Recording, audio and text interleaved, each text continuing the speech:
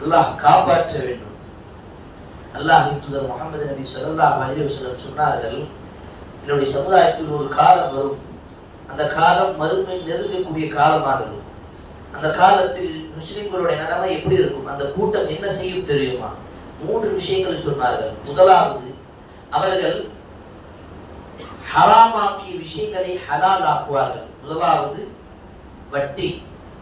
வட்டியை அவர்கள் பெயர் மாற்றிக்கொண்டு ஹலால் ஆக்குவார்கள். இன்னைக்கு பெரியவர்கள் சிறியவர்கள் முறை எல்லாம் வட்டியோட பெயர் மாற்றிக்கொண்டு இன்ட்ரெஸ்ட், லோன், இஎம்ஐ என்னென்ன பெயர் வைக்கிறோம். நான் வட்டி இருக்கிறதா இல்லையா? முஸ்லிம் துரோயாளி தாடி வச்சிருப்போம், ஆனாலும் என்ன செய்யறதுங்க, வேற வழி இல்ல, வட்டி வாங்கிதான் ஆகும். அல்லாஹு அக்பர். மறுமை நாளில் அவனுக்கு எதிராக அல்லாஹ் அவனுடைய தூதரும் போர் செய்வார்கள். குர்ஆனுடைய வசனம் நமக்கு சொல்லுகிறது. அதற்கு நாங்கள் தயாராக இருக்கின்றோமா? சஹாபாக்கள் கஷ்டத்தில் இப்படிதான் ஹராமான விஷயங்கள் செய்து கொண்டு இந்த வாழ்க்கையில் முன்னேறினார்களா? ஹலாலுக்காக போராட வேண்டும். அல்லாஹ் வழியை காட்டுவார். நமக்கு பல ஆதாரம் குர்ஆனில் இருக்கிறது.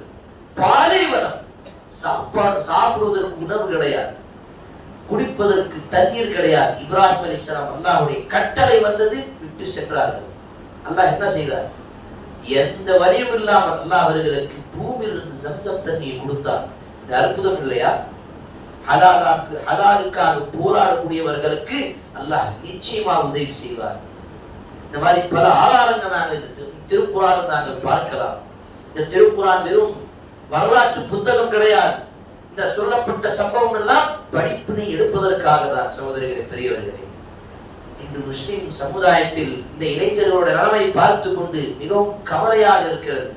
அடுத்த தலைமுறை எதை கொண்டு அவர்கள், அடுத்த நம்மளுடைய ஜெனரேஷன் எந்த ஒரு திசையை பார்த்து சென்று கொண்டிருக்கிறது என்று யோசிக்கும் பொழுது மிகவும் வருத்தமாக இருக்கிறது. இப்போது இருக்கக்கூடிய சில இளைஞர்கள் பள்ளிவாசலுக்கு வருகிறார்கள்.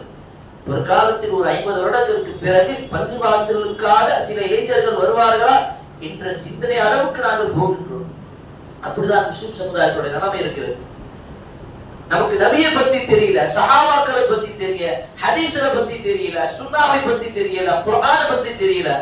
ஆனா உலகத்தில் வாழக்கூடிய பல காஃபிரோட நிலைமை பத்தி தெரியும். அந்த நடிகனுக்கு எத்தனை மனைவி இருக்குது, எத்தனை வீடு இருக்குது, அவன் எத்தனை படம் பண்ணான், அடுத்த படம் என்ன ஷூட்டிங் நடக்குது, அவனை பார்ப்பதற்காக அவ்வளவு கூட்டம். ஒரு நடிகனை பார்ப்பதற்கு